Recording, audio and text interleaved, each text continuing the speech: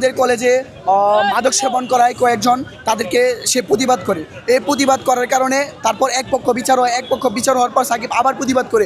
এই প্রতিবাদ করার পর সাকিবকে আমাদের কলেজের ভাইস প্রেসিডেন্ট ছাত্রদলের সভাপতি তরুণ সেলিম তার দলবল নিয়ে এসে তাকে হত্যা করে। তারপর সে 4 দিন আইসিইউতে ভর্তি ছিল, বাঁচার সম্ভাবনা ছিল 1%। তারপর সে মারা যায়।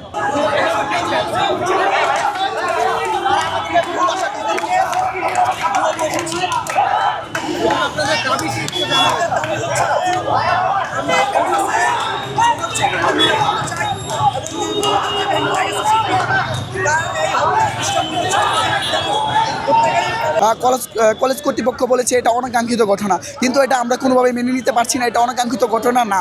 সাকিব কি কোনো রাজনীতির সাথে জড়িত আছিল? না না, সাকিব নিরপরাধ ছিল, মাদক সেবন করতেছিল, তাদেরকে প্রতিবাদ করে। তারপর এক পক্ষ বিচার হওয়ার পর সে আবার প্রতিবাদ করে, এজন্য তার উপর হামলাটা হয়। তারপর 15টা হাতুড়ির বাড়ি দেওয়া হয় তার মাথায়, এবং তার সব কিছু ড্যামেজ হয়ে যায়। তারপর আইসিইউতে ভর্তি ছিল, একবারে মৃত্যুর সাথে পাঞ্জা লড়ছে ও 4 দিন।